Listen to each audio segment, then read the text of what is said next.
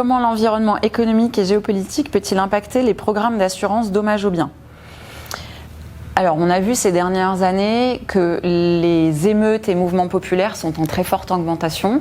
Elles peuvent être liées à des événements ou à des environnements économiques incertains, comme ça a été le cas notamment avec les Gilets jaunes en France en 2018, ou plutôt géopolitiques, comme on l'a vu aux États-Unis en 2021 avec les émeutes liées à la mort de George Floyd. Ces émeutes qui peuvent impacter très fortement nos assurés et leurs biens peuvent déstabiliser le programme d'assurance dommages aux biens, ce qui n'est pas le but de cette garantie. Donc il faut vraiment que les assurés s'assurent en fonction de leurs activités que les garanties sont bien calibrées et que le programme d'assurance dommages aux biens classique répond parfaitement à leurs besoins.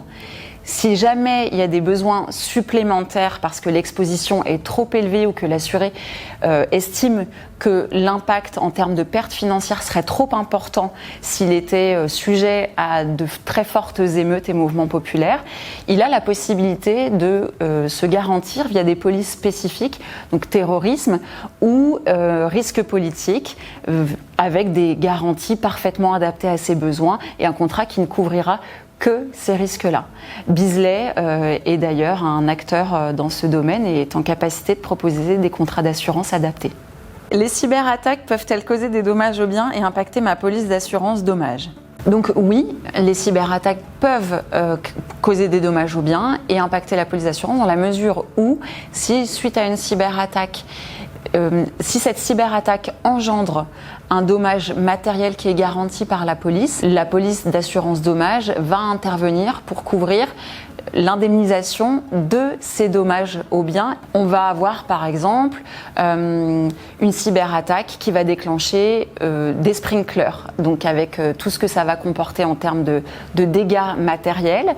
On pourrait avoir aussi un incendie suite à une cyberattaque, ou encore le cas d'un bris de machine, par exemple. On l'a déjà vu, c'est déjà arrivé sur le marché, avec des assurés qui se sont retrouvés à devoir arrêter leur ligne de production à cause d'une cyberattaque et donc d'un bris de machine. Dans ces cas-là, ce qui est important pour l'assuré, c'est de connaître son niveau d'automatisation dans sa ligne de production quand on parle d'industrie, sa dépendance à cette automatisation et comment est-ce qu'il va pouvoir se remettre très rapidement à produire grâce à un plan de poursuite d'activité, plan de continuité d'activité par exemple.